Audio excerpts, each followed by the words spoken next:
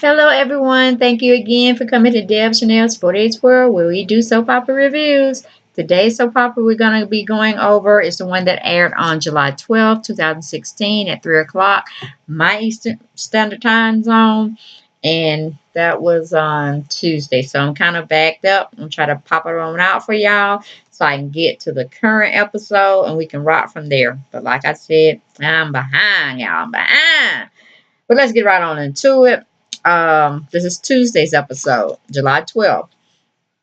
We have Billy clashes with Kane. Devon offers Hillary an olive branch. Victoria pulls rank with Summer and Luther. Those are all the comings and goings the summary they gave us for that particular episode. First scene, we go into Phyllis and Billy. They're fussing. Billy is saying he wants her. Billy told Phyllis she's stalling. He wants her to make a decision. They go back and forth. Phyllis is just really scared. She's scared of hurting Jack and her looking like a slut. That's pretty much it because she's going through two brothers. You know what I'm saying? She don't have them both, but she's really feeling Billy. And I don't know if that because they're the same age group or maybe Billy's a little younger than her, but she just feels alive and with fire in her flowing through her whole body when she's with Billy. And she might feel a little younger with him and can do a lot more and see a lot more um progressing and being very productive in her personal as well as business life, where Jack pretty much got her sold up as like somewhat of an older stepford wife. She's just supposed to be sitting at home crocheting, pining for him, bringing his slippers to the door when he comes home. That type of thing. Leave it to beaver type days set in the 30s and the 40s. Okay. It's almost like be seen, not heard, unless I want you to speak. And she's just not up with that type of mentality. She wants vivacious, award winning stimulation in a sense. She wants to have that moment every given day of her life with the man that she's with. And she don't get that. She gets old stuffy fogey Jack, the good old Jack, the security person Jack, the boring Jack. Everything is just humdrum for her when it comes to Jack. And she just feels obligated to stay with him, not any deep love, deep emotions that should keep a couple together. She just feels obligated.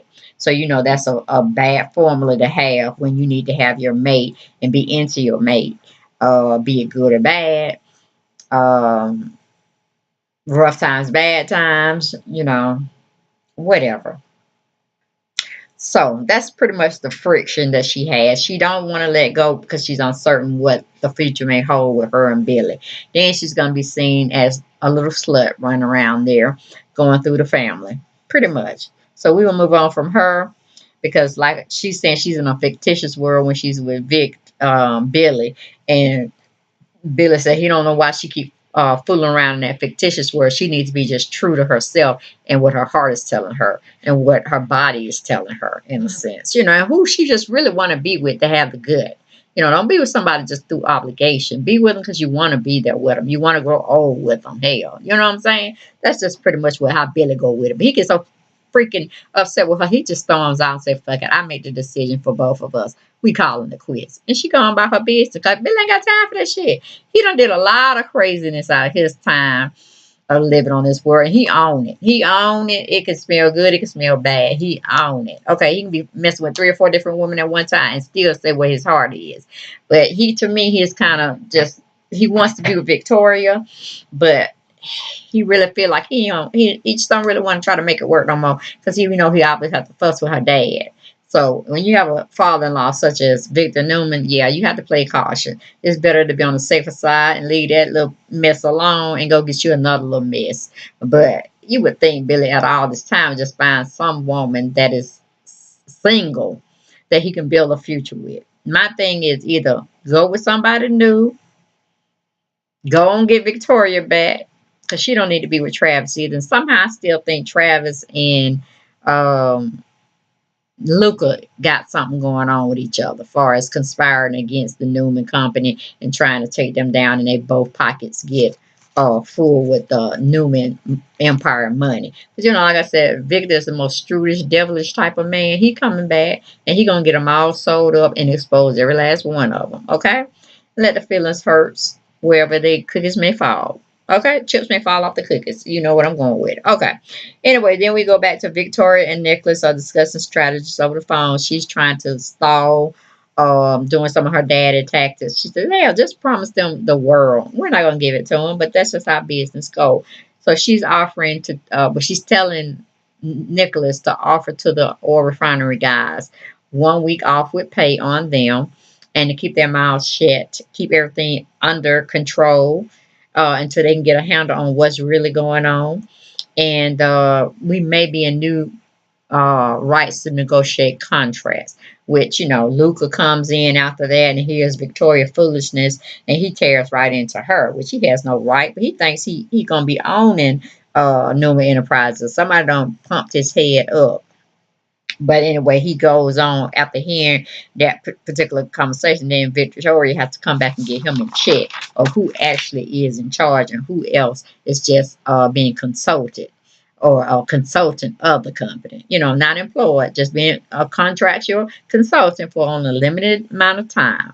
So she had to reiterate what she meant by that statement and the role that he plays at Newman Enterprise. Like, he ain't a player, he ain't on the team. We just consulting with him because he has a little bit more in-depth expertise in this thing. But we still gonna make the last and final decision. But we will listen to what he has to say and pay him for his critique of everything. So then we leave that situation, go to Neil and Devon. They have just come into the athletic club to get their little talk on, groove on, whoever knows.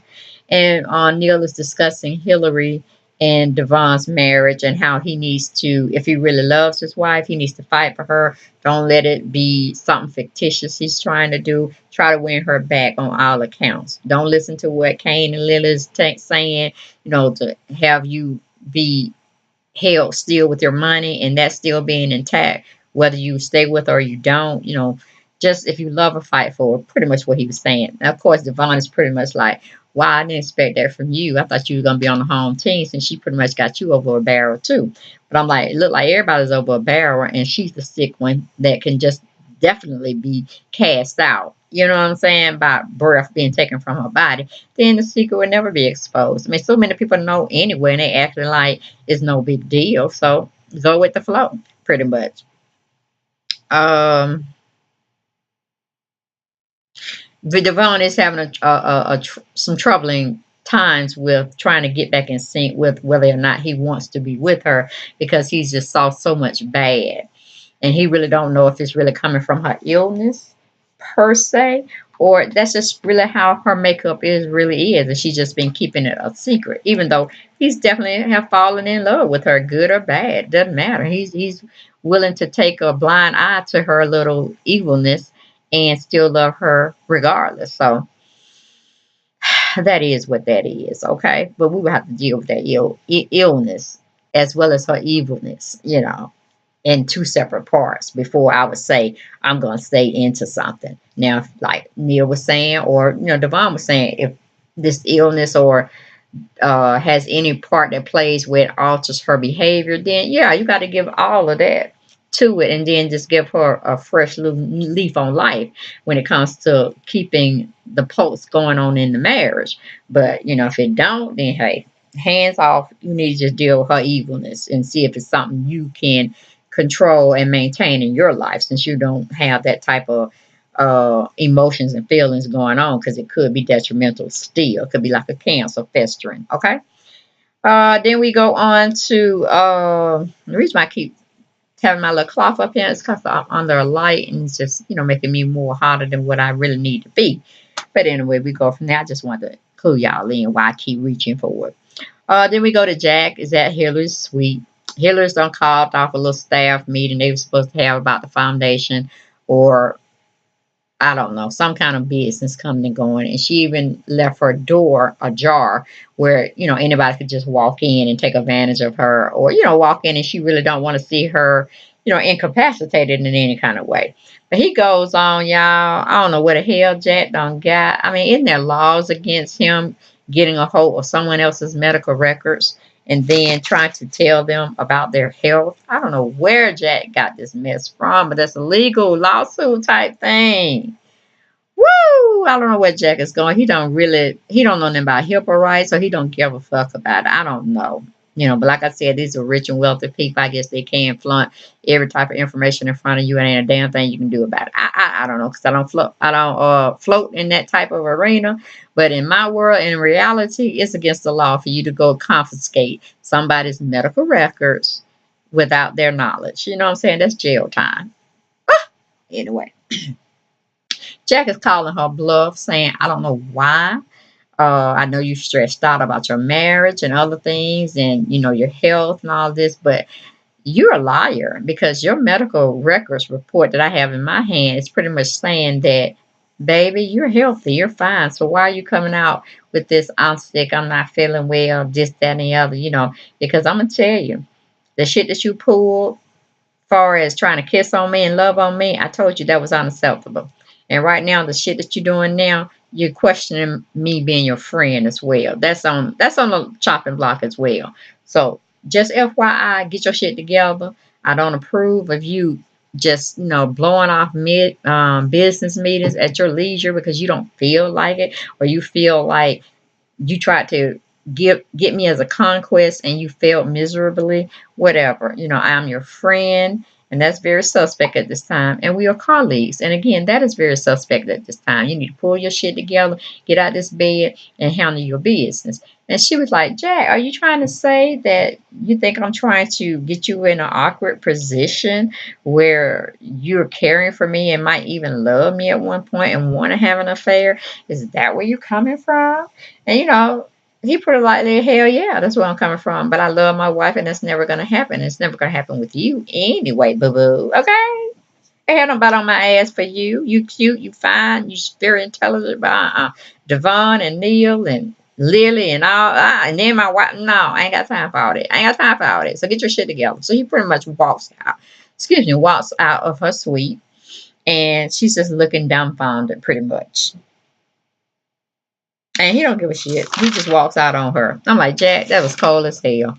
But like I said, you're going to get yours in the end, because while you swimming out in the abyss thinking your wife got your back and all like this, your whole world is tearing the fuck apart, and you just don't even know it. So, bye-bye, Jack. You're going down too, just like you just destroyed Hillary, not giving her the benefit of the doubt, going and getting her medical records, trying to use the shit against her. Jack. Karma is a bitch. That's all I say, Jack. Karma is a bitch. But anyway, we leave that situation, go to Victoria. She's tearing into Luca about trying to overhear her conversation, her strategy, her plan of action. She has all rights to do whatever she wants to do. This is her family's company. And right now she is CEO of it, and she can do whatever she wants to do with it. And don't need no insight from you or Summer unless she asks for it. And if I'm not misunderstanding, she didn't ask y'all for shit, okay? Just for y'all to do y'all job, do it well, and when she wants y'all on this particular project, she'll call for you. But anyway, um, like I said, she pulls rank and just pretty much let Luca know he's a consultant. He's not a real player. And as soon as she get a chance with all this scandal going on, once she gets a handle on it, be it after her father get out of jail or before, it's on her and her family company. And as soon as she can get clear of everything, she's ready to end her contractual consulting agreement with him. Okay? Paid in full, get the hell out. You'll never have a seat here at Newman. So pretty much we're using you right now. But in a sense, it seems like he's the saboteur. It's just that Victoria can't really see it and put her hands on it at this time. Summer really knows, but she don't want to look as a failure again in a relationship that somebody used her. That's why they don't pretty much like women into business, because we don't know how to keep our emotions out of stuff and keep it strictly mind focused. But just like I said, God made us as nurturers. Family dynamics of taking care of, caring for people, not necessarily mind setting. Not saying women can't hold their own, but they need to hold their own business and not be doing it for a man. And it has to be, I would like to think, more women friendly, meaning we sell our products to other women because we know what women want versus trying to be in a man's world where it's pretty much predominantly, and you're going to always fight that ceiling, that roof, or where they're going to let you go, where, as far as taking you at face value for your experience as well as your education and just, being a major player. Men still will never see women that way. I don't care how much we fight, how much we have this feminist dynamics going on. It's just not going to be. They were first. They're looked at as the patriarch, the man that makes the money, this, that, and the other. And I wish it would be different. I wish it could be different. But I think that's where a lot of women burn out too, because we take on too many different roles. And, we just need to be in one solid lane and let them have one solid lane. And, if it can be or it has to be a situation where we have to be the breadwinners because our mate or our spouse have gotten injured in some way, you know, then we have to step in those shoes and fill them, but not degrade our men when we're put in that particular position. So, I would love to, like, say, have a husband that would take care of me and I feel comfortable. But I'm still that type of woman where I still got to have my own. I need my own money. I want to be able to pay certain bills. But you're the provider. I'm the nurturer. I know how to do my job as a wife, as well as a provider. But I don't want to upset the balance of what I know my role should be, being a Christian woman. So I was just throwing that out there for y'all. Just came up on, festered in this particular scene, and I was trying to figure out, damn, Victoria, you have two small kids. You already know you're solidified as a businesswoman. You definitely held down brash and sassy. Damn, go get you another little type of industry of cosmetic lines or kids line or whatever, and just develop that. I think you'll find more joy and more fulfillment than running your father's company where it's already a male dominated type organization, and they too much of a brotherhood type of club. They only want to listen to other men and other men perspectives, and they only want to do business with men. So why even waste your energy and your time trying to bump your head against that type of thing? Get in another lane and be very professional. That's all I got for her on that particular scene, because like I said, Luca is conspiring with someone else. They really haven't shown us. I'm thinking it's Travis, because that's pretty much will open up the gateway for her to maybe get back with Billy, if that's where the storyline is going to, or the writers are trying to push it to. I don't know. But like I said, I'm just not feeling her and Travis at this time. But it is what it is. Those are all my opinions. Then, Luca goes on because he's very upset at how Victoria came off on him. He's trying to say, you're pretty much like your father, or you're trying to act like your father, how he would handle business and how he would tell these different business lies and stuff. And she said, fine, I would take that as a compliment, because, hey, that's why he has a gazillion, what do you call it? Business that is booming so favorably for everybody when it comes into the revenue part. So yes, I take that as a compliment. And if I have to look at my old man's ways of running things and trying to get people to toe the line and do what they need to do, then that's what I would have to do. Okay, so she pretty much cussed both of them out nice nasty, and she leaves them. She tells them to go and get back to work, and she walks out the office pretty much. But it's just a whole a big mess with them, and the whole thing of Summer trying to still trust Luca when he's no good. But again, she's just gonna have to have another failed relationship and follow suit with everything else that her mother is going through, because she's just a chip off the old block. But Phyllis do got a little bit more about herself, far as in the anger department. When a man hurts her, she knows how to get back at them, or even a woman. So I'm just waiting for Summer to step up and show me the real woman she could possibly be, and stop being so naive when it comes to a man that seems like he know a little bit more than her in the business field, and always praising her when she knows she ain't doing nothing to be praised about. So That's one question she need to be asking herself. Okay. But anyway, we move on. We go to Billy telling Phyllis he don't understand her actions. He knows she is a woman of many dimensions, and when she wants something, she goes for it. But when it comes to them solidifying their relationship and ending the one with Jack, she just keeps stalling. She keeps, you know, um, what do you call it, treading water. She just don't want to be able to get to that point. And he's tired of it. He's just sick and tired of it. So Phyllis goes on to tell Billy she didn't know Ian would be up there. That ain't a non-fucking factor, Phyllis, okay? It's not. So stop it, all right? It doesn't matter what comes into play. You know how you feel about Jack. You know how you feel about Billy. You know in your heart of our hearts where you want to be. So you need to make that step your game up. Okay. Stop hiding behind issues and people. Go on and make it known where you want to be and then be there and be through with it. Okay. Because I'm sick of it. I'm sick of it, Phyllis. I'm sick. Then we go to it's just pretty much they go back and forth with each other through this scene. I won't go through every little thing, but he's basically telling her she need to make a choice. And if he don't, then he's gonna make it for her. And then he pretty much walks out the office. But then we go to Jack. Jack is asking Hillary why is she saying all of this? But I think I had went over this. I had really got into this prior to when I wanted to get into this. But like I said, they're going back and forth on why she's acting the way she's acting, and Hillary getting defended. She's in defense mode of she don't know why Jack is coming at her sideways about her health and this and that because she's not faking anything. She's really feeling bad. And, like I said, Jack ends up walking out on her, slamming the door after he gets her straight about what her medical records say versus what she's saying and pretty much how she's looking.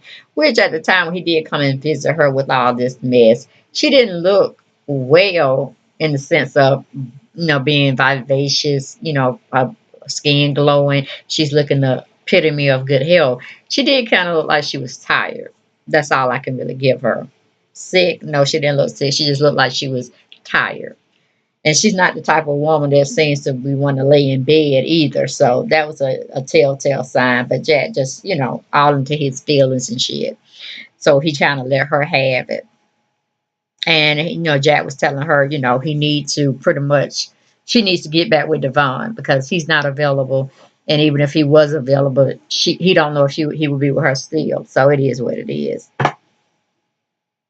So, and that was, like I said, he pretty much goes out the door with that.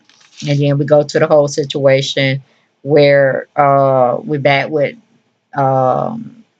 Neil and Devon still discussing the whole thing about staying with what's her name? So I forgot that quick. Hillary, if he really wants to, and he just really don't know. He don't know about her erratic behavior. Like again, whether it's coming from her mental or medical history as well as her medical condition she has going on at this current time. He don't really know what he wants to do. He know he still love her. He know that sounds very stupid, considering everything she said to him in public, not in public, and just how she treats him in general. So, but Leah is saying, go on and do what you got to do. If that's the woman you want, fight for. Then we go to I don't know how Hillary got the hell down them steps. But anyway, after giving Jack at least 15 minutes ahead of her, she comes down into the lobby and she finds Devon and Neil out there talking. And she stumbles over there to Devon and she's mumbling something about, I don't know what Jack talking about. I'm not faking. And then she just collapses into Devon's arms. Like, how convenient. How convenient, Hillary. The man that you say you didn't want in your life, da da da da da, wish you get the hell out of town, leave you alone, go jump off a cliff, whatever. You're gonna find him. And so you just falling on the floor or whatever in your bedroom. You're gonna make it downstairs, see Devon, and then just crash in his arms. I'm like, really? If I was Devon, I would let you hit the floor too. And then pick you back up and say, oops, I'm sorry. Now what are you doing? What are you saying, boo? But anyway, like I said, she's playing like she's unconscious. So we go to commercial. We come back from commercial. We are at Summer. Summer is still going over with Luca. She's pretty much asking how he would have put a handle the situation that Victoria was going through. He's giving her the scenario where he's all about the people first and then the company second, but he really put them at the same level because he wants everybody to still be happy, be safe, and still the company is still making money. The revenue is not suffering as well. And she's like, oh, see, that's why I love you. I don't know. You're just going out through this fictitious shit. And I'm like, you are so naive, Summer. You're so stupid. I'm just sick of you. You already had one failed marriage. Then you done got into this marriage, or not marriage, but relationship where y'all cohabitating. And damn, he just was with Victoria, your aunt, in the past. Okay? No, I'm sick of you. But anyway, she goes and pretty much asks um, his opinion how he would have handled it. He told her she was very over taken with the stance that he took, and she was like, I'm sorry for ever doubting you, but if I had the least bit of doubt in me, it's gone. You taken it away by what you just displayed, and had so much admiration for the company and our family. And I'm like, bullshit, Summer. He's just feeding you bullshit. But anyway, it is what it is. You're gonna be stupid at this time, or the writer's gonna have you looking stupid. Ah, then we have Victoria. She goes over to see Travis, of course. That's where she always goes. That's why she's in a debaclement that she's in now. She don't know how to separate the two.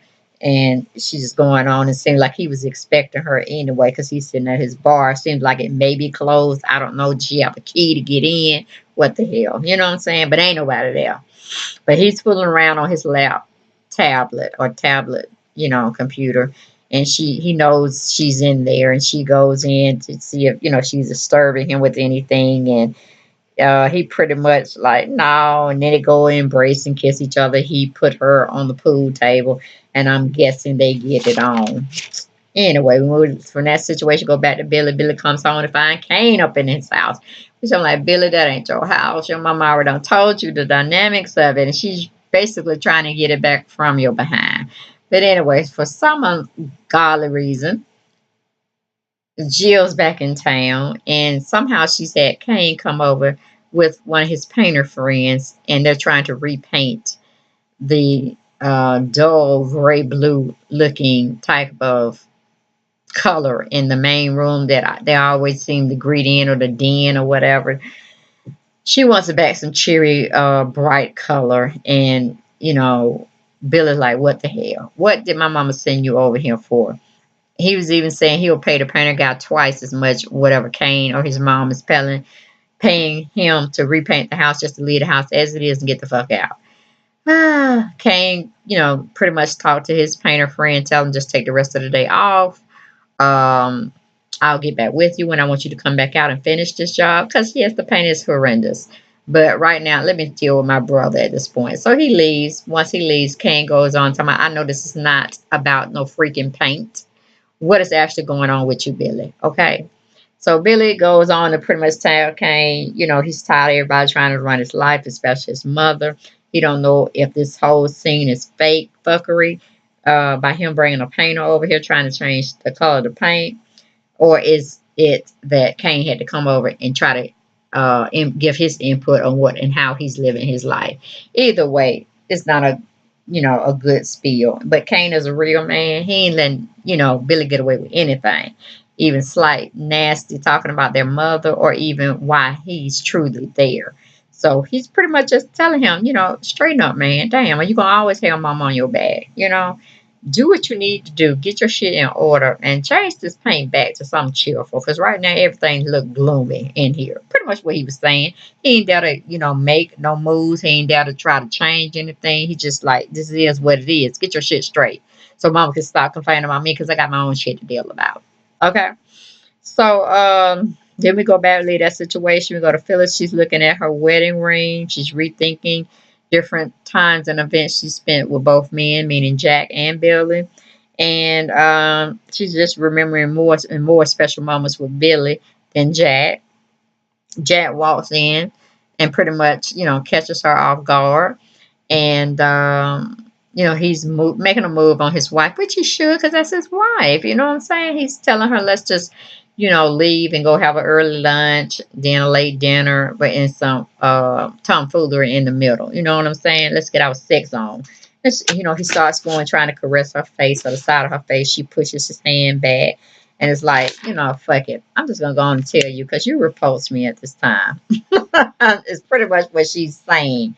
Well, feeling, but she's bringing it out now more verbally. So, pretty much Jack can get the essence of it's over. She done fooled around on you how many times? She just have to cast the line, the fishing rod out, make you grab a hold to it, hook you like a little guppy, and reel your ass in so she can give you the 411 so y'all can both go y'all separate ways because it's not working. It's not working for her. And since Billy had dropped the bomb on her, like, hey, I'm through with you. I'm tired. You're wearing me out mentally and physically. I do have 2 small kids that I need to take heed at and raise them appropriately. So I need to find me a woman that's going to center me and settle me down. Okay? So he pretty much had told Phyllis, fuck it, I pretty much done left you alone. So you do you all day, every day. Bye.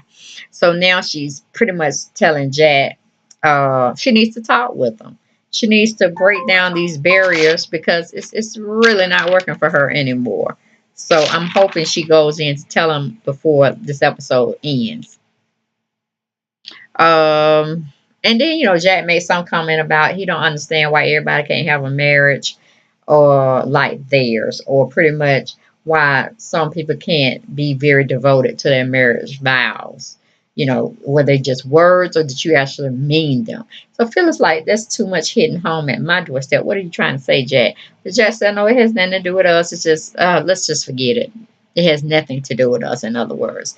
So she's thinking about that as well. And then we go to commercial. We come back. We got Devon and Neil at the hospital. They brought Hillary in, and they pretty much trying to figure out what the hell is going on. And then Ashley is there. I don't know why she's there, but maybe Dr. Neville called her. But the scene is set at the hospital. Hillary is in a bed right now. She's being evaluated by another physician that is definitely not Dr. Neville. And Ashley's putting her 2 cents in that Jack was supposed to have a talk with her, and by getting her straight about he's not interested in her and this, that, and the other, and she needs to just stop it because all the medical documents prove, excuse me, that she's healthy and that the medication or new medication that Dr. Neville had prescribed for her, excuse me, for her ailment is naturally doing her well, is doing her justice. But what the reports are saying is different from how she's feeling. That's why she's in the hospital. So pretty much Devon is questioning, oh, so you're trying to say Hillary is just making all of this up. He said, yeah, she has to because, just like Ashley had said, she had this run in with Jack. She's feel like, I guess she needs to play the field or whatnot, or she needs to try to get some sympathy points. But yes, the medication is working for her. The test results prove that. So Devon's not understanding what to think, as well as Neil, when the physician is evaluating um, Hillary at the time. He comes out and say, I don't know what test results was ran on this young woman, but she definitely is in relapse syndrome. Okay, she's not getting better. She's actually getting worse. So those test results are bogus. Maybe they got them mixed up or whatnot. But no, this lady is almost at death's door in a sense. So Ashley's looking stupid. Dr. Neville's looking stupid. And of course, Devon is looking at Dr. Neville like he's stupid. Like he want to just put his ass in jail. But first, he want to go upside his head for making some accusation. And then Jack dropping her and leaving her like, these are the test results. Okay, this is true. What you're saying is shit. So, Jack gonna have to eat some very serious crow as well. And I'm sure Devon is gonna serve it up to his ass bit by bit by bit. Okay. So we leave that situation and we go back to Summer and Luca. They're going over the reports that have just come in from the recent debaclement of the oil refinery spill. Somebody done leaked out some personal information they weren't supposed to leak out. I don't know what Nicholas is doing down there, but somebody's going behind his back and feeding information to the public about the Newman. And the Newman Enterprises don't even care about their people. You know what I'm saying? They're trying to keep things all hush and this, that, and the other, and that's not right. So this feed is getting worldwide attention, because I don't know how Summer got a hold of it, but she's looking at it on her laptop. Somebody's doing a video and dropping tea here and there, and Luca's pretty much saying, see, I told y'all we need to get ahead of this situation, but y'all didn't want to take my advice, or Victoria didn't want to take my advice. And, he's looking like the only smelling good rose in there. And Summer's buying into it, lock, stock, and barrel, honey. We're through with that situation because, like I said, Summer's feeding right into Luca, and she don't even know that she's being duped. We go back to Travis and Victoria. They're putting on their clothes. Seem like we're assuming that they had sex, whatnot. And he's asking Victoria to change her way of lifestyle, go away with him, travel with him. Let's see the world, this, that, and the other. I'm like, what the fuck? Are you crazy? See, that's a telltale sign right there. Why would this man that you hardly even know is so ready and gung ho to get you away from everything? I want you to drop everything as far as Newman is concerned, and you just go away with him. That's suspect already. Victoria, you have 2 kids. How are you just going to pick up everything and just fly off the handle with this man, this care by flight man? I understand that. But anyway, we're going to leave that situation because, like I said, it's tomfoolery. Then we go back to Billy and Kane. They're still discussing Jill and her real motives. We're going to leave that situation alone. We're going to go into the last and final scene, which is Phyllis turning Jack down and on lunch and dinner prospects that he was trying to give to her. And she's pretty much telling him, we need to talk right now. And looking at the previous episode that they're giving us, it seems like Phyllis does make her decision, and she tells Jack that she don't want him no more. So I don't know if she goes into saying, I don't want you because, this, that, and the other, or we need to separate so I can get my life together. I don't know what she's really saying. But it gives me that epiphany that she has definitely marked her territory where she wants to be single. Now, whether she told him she's seeing Billy on the side or whatnot, I don't know. But, it seems like he's pretty much disturbed when he goes into a conversation with Ashley in the next episode. So that was my take on The Young and the Restless that aired on Tuesday, July 12th.